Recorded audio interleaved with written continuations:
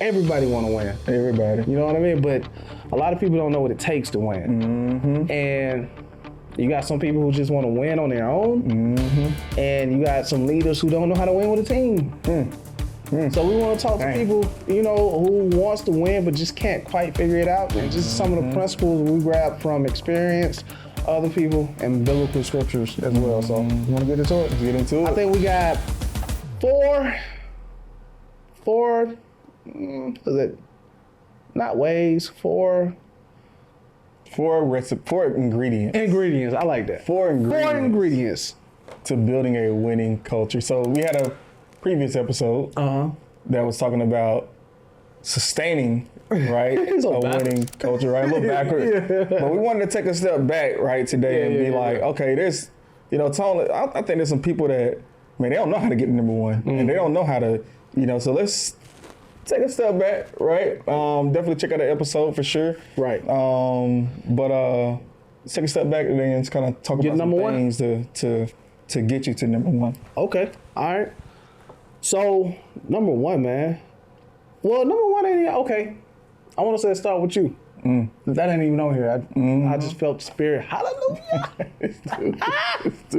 And God said start with you, my guy. I don't cancel you. I know, man.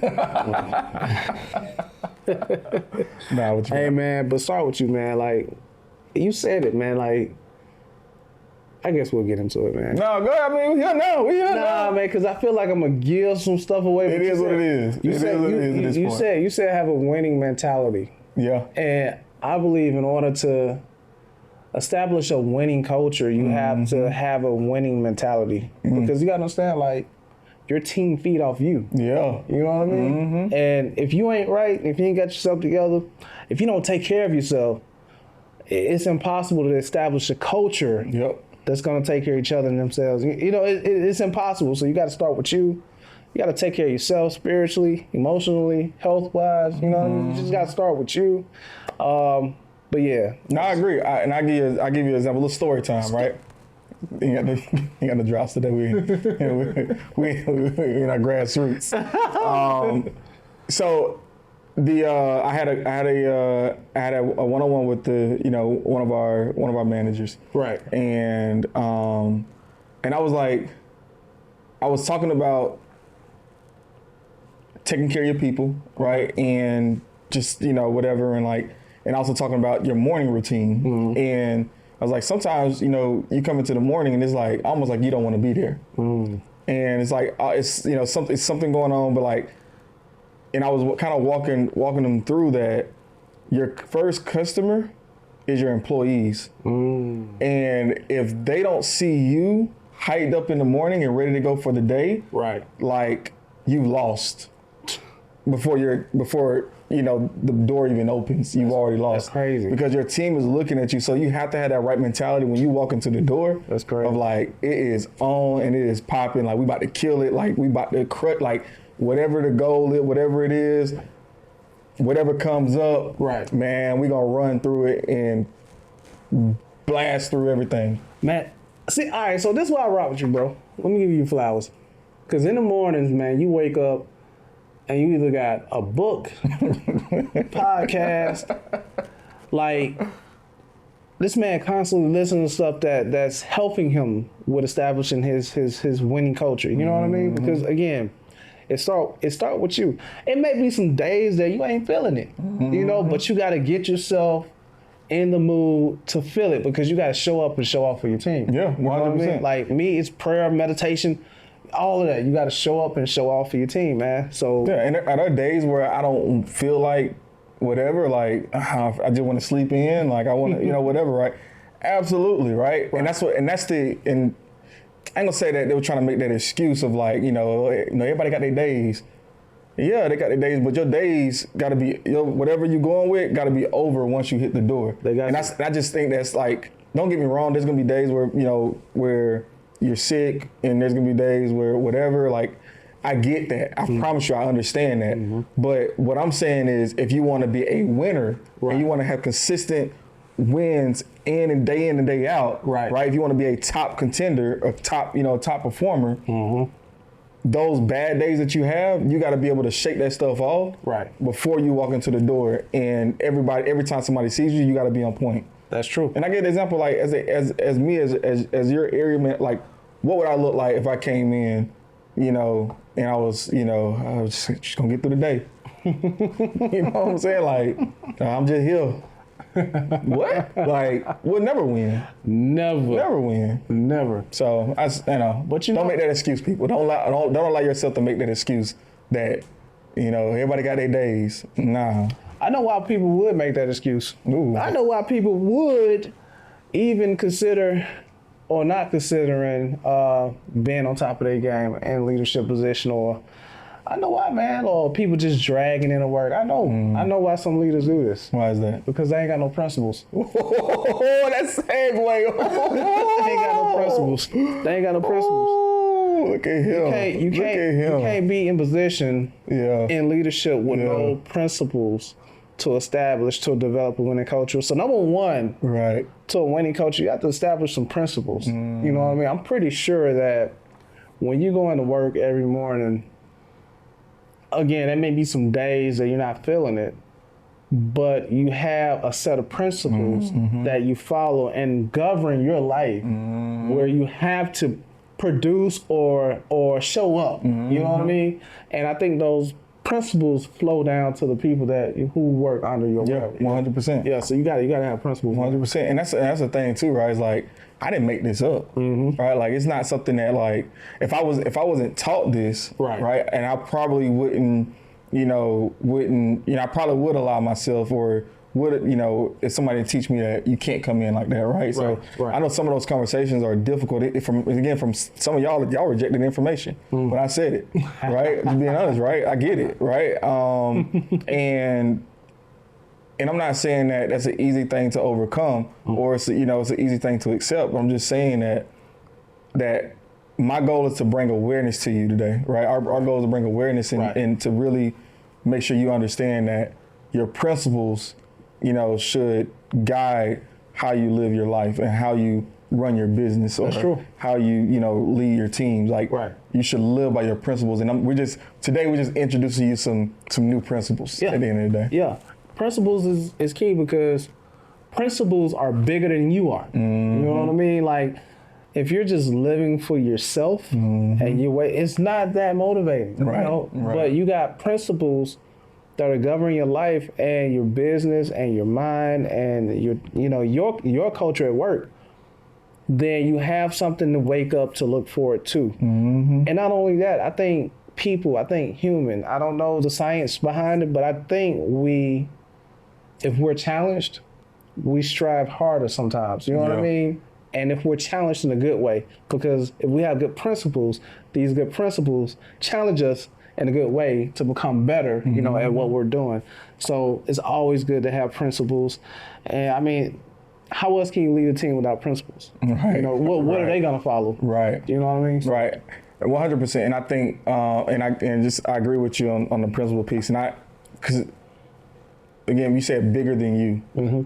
And when I hear principles, I also think like vision, right? And you have to be a visionary, or have a vision for whatever you want your team to accomplish, or whatever it is, because again, that vision is going to be able to help you align, all the activities that you do. And that kind of, leads into the principles of in a way, like your action items. That's how I look at it too, right? Because, okay, think about it biblically, right? You got the 10 Commandments.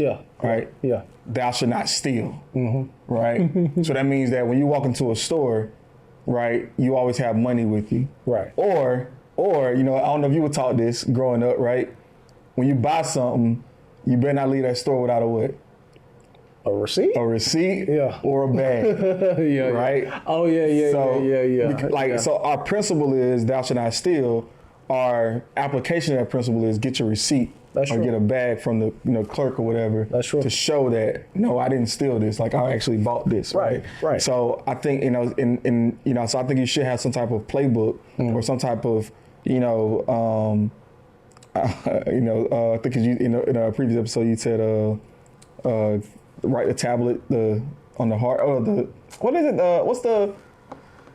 Oh man, you basically was like make the vision, write it plain. Oh, yeah, that. Write it down, make it plain. Yeah, and like on the tablets of your heart. Yeah, there we go. There you go. Boom. Right, create a vision, write it, make it plain, write on the tablets of your heart. So you have to have it written down, right? So that way your team can have it, so they know how to deliver these principles that's true. You have in your organization. That's true.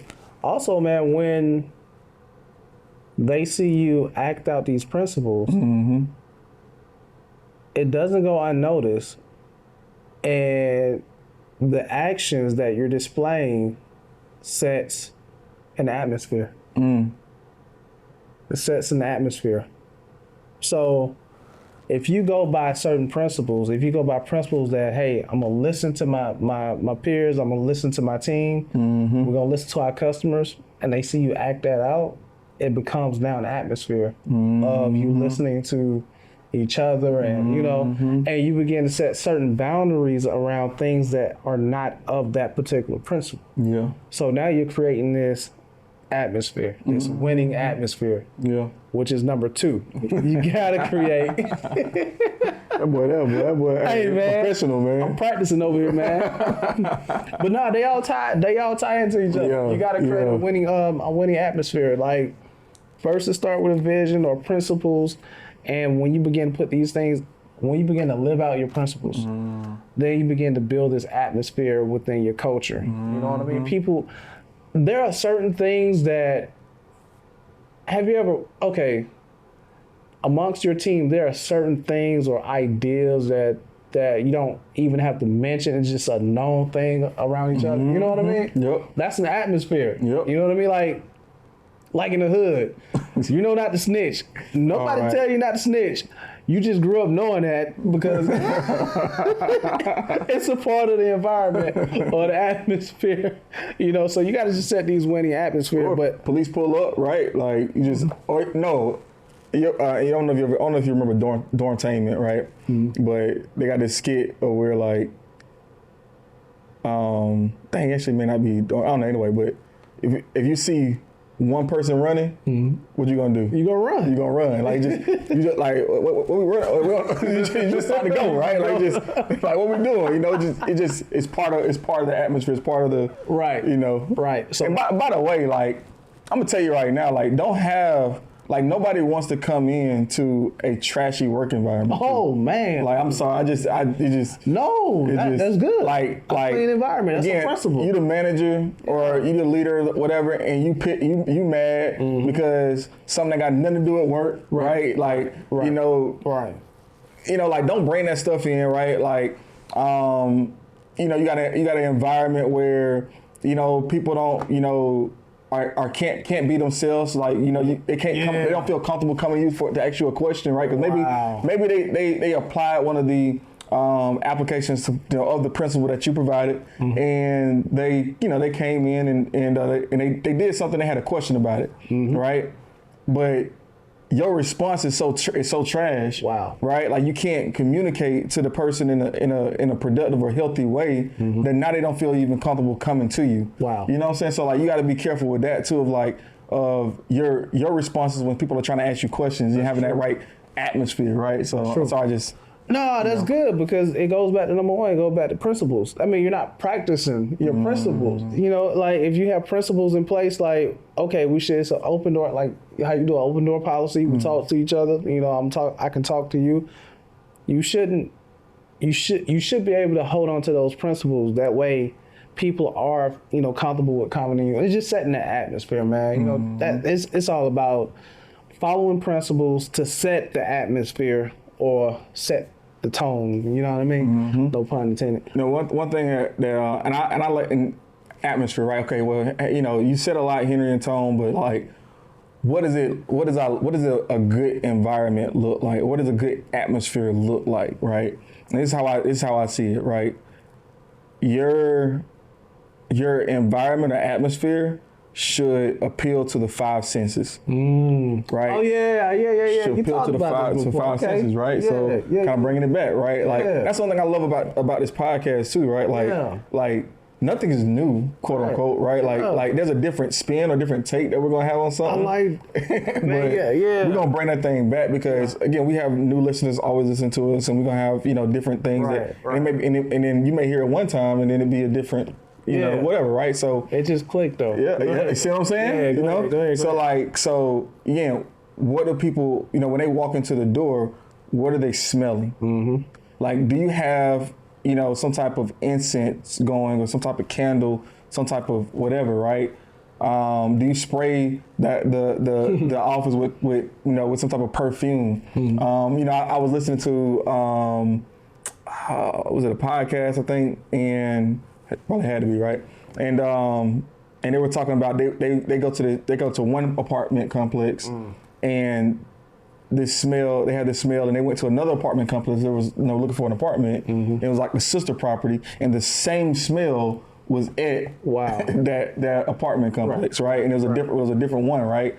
So that company that manages those properties have identified that this is the smell that we want our new tenants to feel welcome in, right? Right. What do people hear? What do they hear when they come in, right? Is it immediately when they walk into the door? Are you immediately like complaining about something? Like, are you talking to them about what they're not doing right? Right, and what they need to do better at?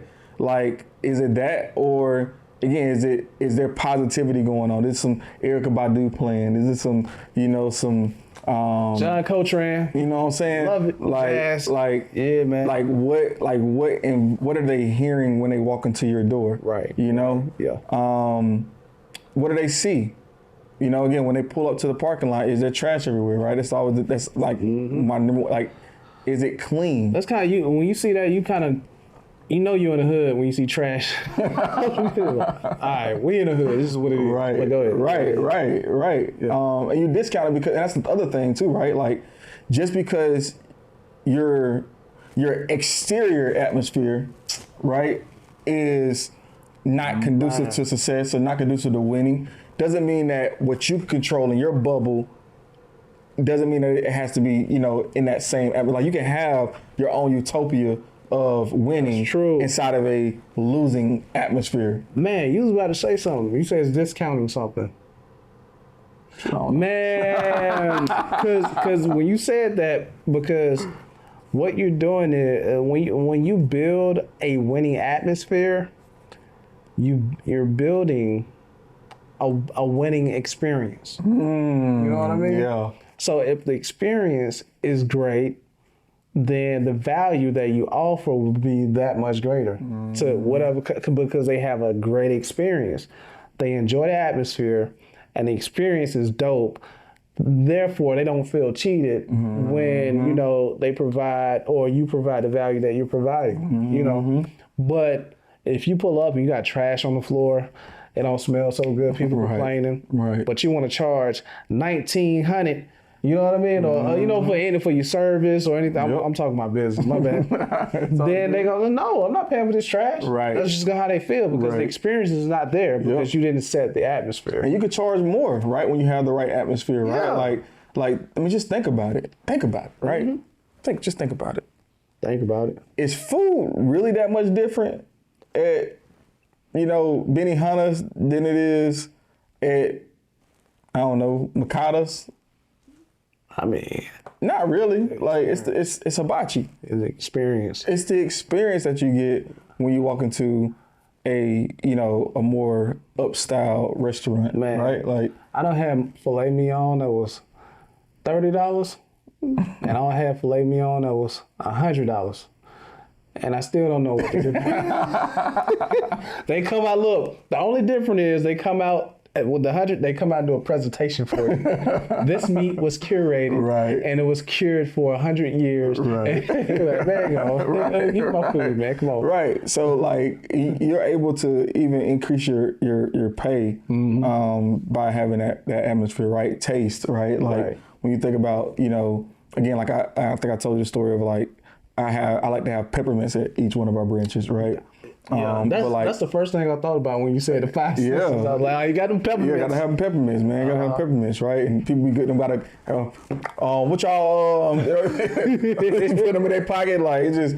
But like, people love them. Yeah. People love them. But like, and then or like if you go to Olive Garden, right? They have these mints, right? Oh, them mints are fire. Or like different places have chocolate mints. Yep. Yeah. Yep. Mm-hmm. They have these different things that help produce a winning atmosphere, right? And like, so what, maybe it's like, again, like taste, right? Like they, maybe your team knows that they produce well on Monday, they get an opportunity to get breakfast. Like you're appealing to the take. Like it just, it's the small things that you don't even realize that play a role in like a winning atmosphere. I like that. And and then it's sense of touch, right? And I like to look at touch, like traditional touch, right? And but I also like to look at it like feel. Yeah. Right? How do people feel? Yeah. And that kind of goes back to, being able to come and being approachable for feedback. That's true. Your team feeling comfortable, coming to ask you questions, right? Like,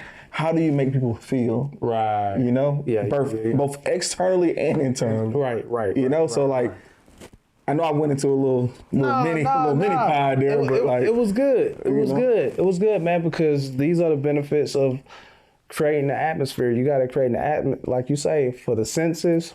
And for something that's internal, like okay, the atmosphere is dealing with what your employees are experiencing as well as your customers. What are they experiencing? And the greater experience, the more value you're adding, But there's a but. Okay. You can't create this atmosphere. Right. Without this one thing. What's that? Leadership. Ain't it crazy that, okay, go ahead. No, go ahead. Ain't it crazy what? That leadership is not the first thing. Right. Like before you even get to the person, or the people that's leading, like you have to have the right mentality, which I was like kind of like a 1A, but then you have to have the right principles, you have to have the right atmosphere, then you get to leadership. Right. You gotta get your leaders to buy in. They gotta carry out this atmosphere, man. I think we had a conversation this morning about this when we first came up with this title, man. I want to get into that a little bit because you said that. Dang, what I say? I said, man, we can talk about building a winning culture. And he was like, yeah, man, the first thing you do is, he just went right into it. And I was like, dang, this is good. Like, I wasn't ready, so I didn't take notes. But he was like, man, you gotta, get a person and, carry out, what. So. You know what they say, man, it ain't on me, it's in me. Yeah. This is like, 8 o'clock in the morning, man. So, yeah, I'm just still with my coffee and all that, man. But, yeah, so. You have to have the right leaders with you to carry out this environment. So I want to go into that. So like, you can't do it by yourself. Right. So you have to have people to partner along with these principles and this atmosphere that you're building. So what does that look like? Yeah. So I look at it two ways, right? You have. And when it turns to leadership, you have two leaders. You have you, right? This is the visionary, the one that's kind of putting everything together, right? But then you have to have peer leadership as well. Oh. And if you don't have peer leadership, everything that you're doing from a, top, level leadership perspective, a lot of times it falls on deaf ears because you don't have somebody that's in the same struggle, in the same fight that they are in, pushing your message as well, right? That's true. And just think about it, right? And I know we, again, going back to sports, but like you think about it, right? Let's take a basketball team, right? My favorite team is, University of North Carolina, right? Okay. Go Tar Heels. Put that out there. Okay. But like you think about. When Roy Williams was, when they won national championship, Roy Williams is a great coach, right? Or, but the reality of it is you have to have a leadership in players. Like you got Tyler Hansborough that was crushing it. I know that just went deep into my UNC bag right then, but because you don't know who these folks is, but but you have to have like leaders that can, you got to have the coach, but then you got to have the player coach in the sense. The one that's on the field, not one that's on the court or field, whatever it is, right? That's leading as well. And this is, lyric of the week. Lyric of the week, right? being good is good. That'll get you Drew Gooden. But me, I want Jordan numbers, right? And just the perspective on that, right? Drew Gooden. Who was that? Right. Well, who? Oh, J. Cole. Okay, cool. J. Cole, my bad. Yeah, cool. So, and put in perspective, right, on this J. Cole quote or lyric, Drew Gooden was as a basketball player, made it to the NBA, right? Like I think he was like a power forward, center, or whatever. And he was good, right? Like he was a starter, you know, like I think he played for Cleveland, I believe, or whatever, right? But he wasn't Jordan though. Nah. And you think about it, right? Like ain't nobody like Jordan. Yeah, like how many debates, how many people have lost friends over, debating over Jordan and LeBron and Kobe, right? Like there's a different level of, experience or different level of excellence, a different level of winning when you talk about, these three guys, right? So being good is good. That'll get you Drew Gooden. So it's okay to be good and it'll get you, you'll be a starter, right? Right. But I want to be a legend. Hey. Right, I want to be a legend. And that's what leadership is about because, again, you can, if you want to have great performance and have a winning culture, you need both. You need, pushing and, having the vision, but you also need that peer that you lock arms with that's on the same page as you. Right. And y'all in step.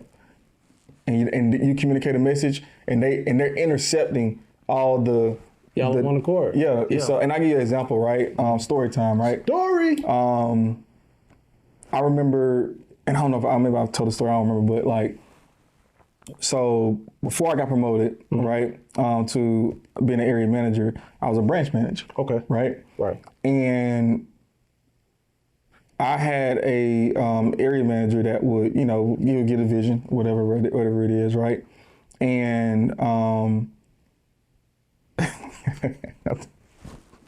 you like you think about what you're gonna say like ahead of time, and then you think about like I'm gonna say it anyway. It is what it is. So I'm gonna say it. But I remember being a branch manager, right? And I know my area manager would communicate a message, right? Right. Whether it was his message or it was coming from the company or whatever, it didn't matter, right? And there would be times where he would say, and maybe I don't necessarily fully agree with it or fully understand it, so I'll go to him and I'll be like, hey, walk me through me through this. Like, why are we doing this? Okay, cool. Like, and honestly, if it's BS, right, I'm gonna tell him like, that don't make sense. And he'll be real, like, yeah, I get it, but we ain't got no choice. We gotta do it. Okay, cool. So now, when another branch manager that's on the same level as me, right, technically, right, but I'm the leader in the area on that level because I run the biggest branch in the area, right? So when they have gripes or they have whatever, I can intercept that and be like, listen, I get it. Like, honestly, I'm the same way. Right. I know exactly what you're going because I got to do it too. Right. But this is why we need to do it. Right. And honestly, it might be some BS, but if we did, and I believe in this too, right? Do it right, do it light, do it wrong, do it long. Right? Shout out to Randy Hill. All right, Coach Hill.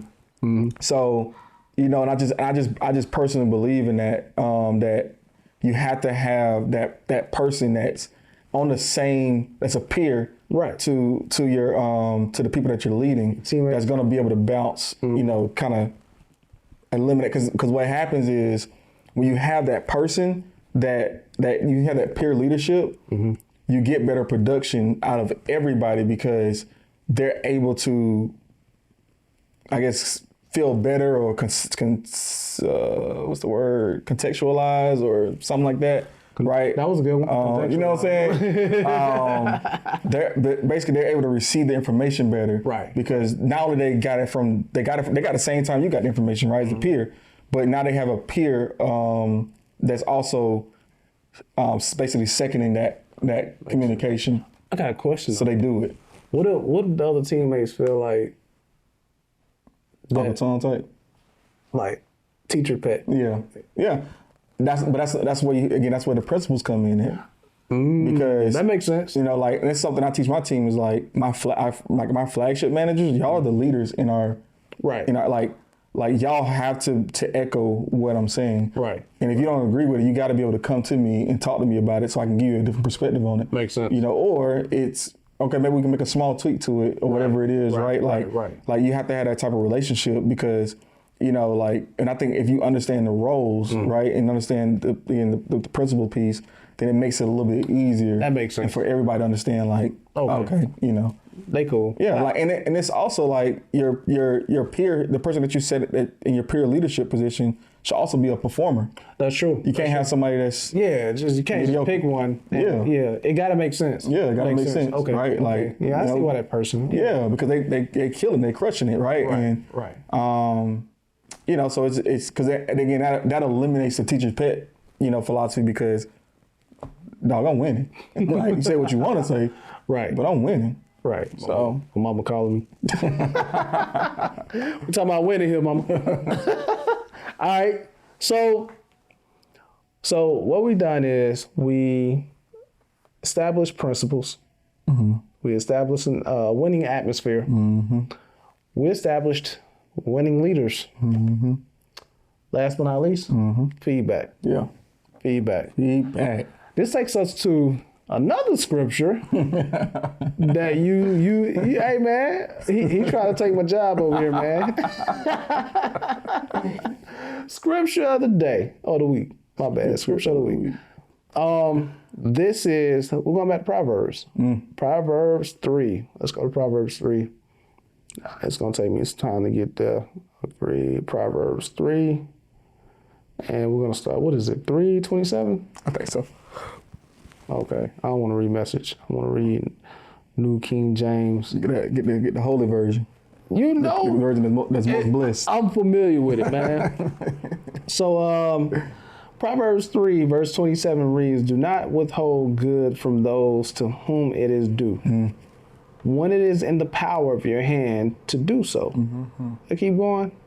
Do not say to your neighbors, "Go and come back, and tomorrow will give it," when you have it with you. Feedback. So we had this conversation prior, and I got a couple of perspectives on this. Do not hold back or withhold good from those to whom it is due.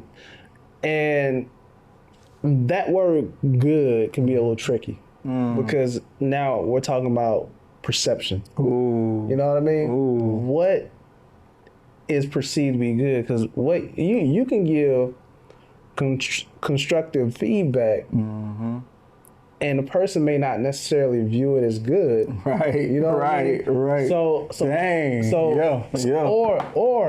Or you can give people or let them know what they've done good, but it may not be constructive or conducive for the working environment. They may come back and, you know, not do what they're supposed to do. So now I'm looking at that word good.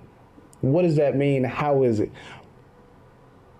I got a few ideas on that, but I just want to get your opinion. Like when it comes to feedback or, you know, not withholding what is good. Yeah, I mean, you make a really, really great point with the what is good, because like, and so I'm being honest with you, sometimes like, man, like it's certain people that you don't want to tell them they're doing a good job because like it goes to their head. Like, so at that point it becomes not good for them, you know, like to tell them that, you know, you're doing a good job. So I think the essence of what it's trying to say, right, is like if somebody is, and it's almost like, you know how you see the movies or see shows where there's somebody that's getting taken advantage of, like they producing all of this,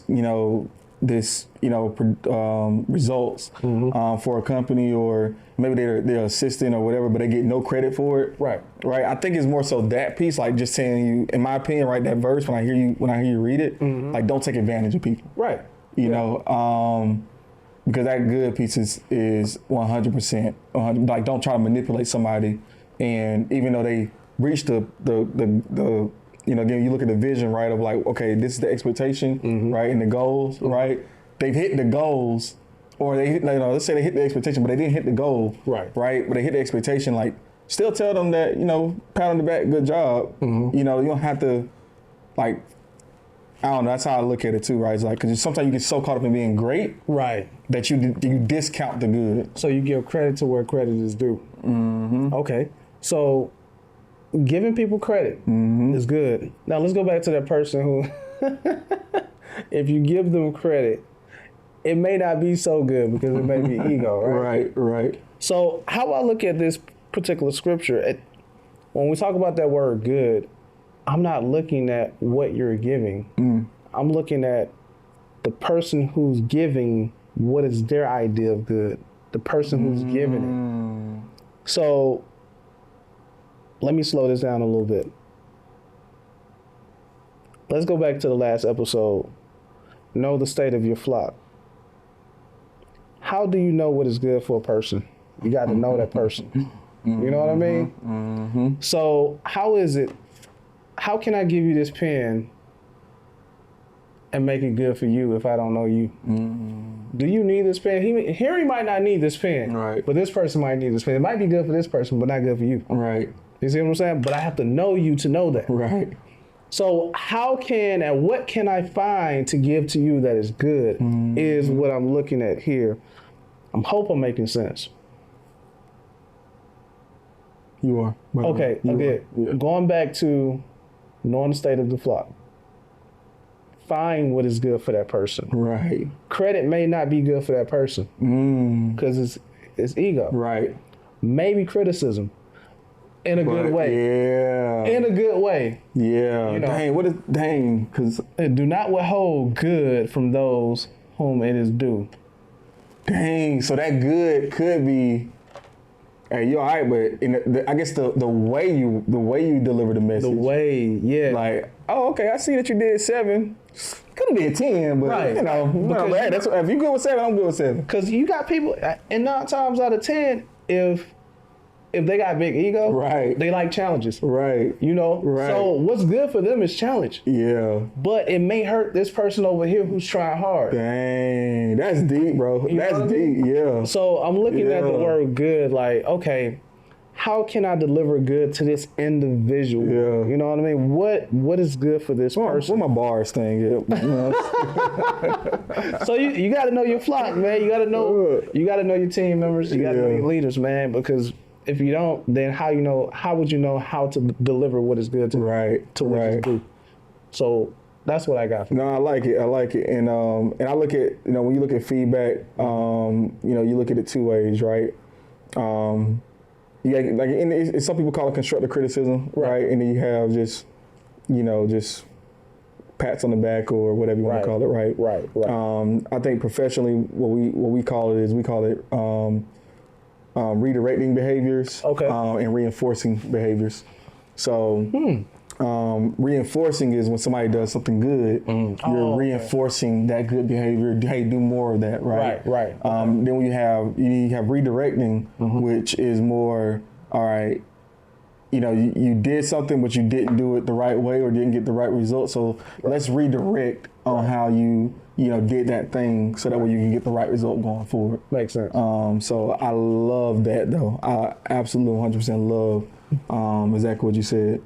Just with the way that you deliver information and constructive criticism. That's and just knowing what is good for that person.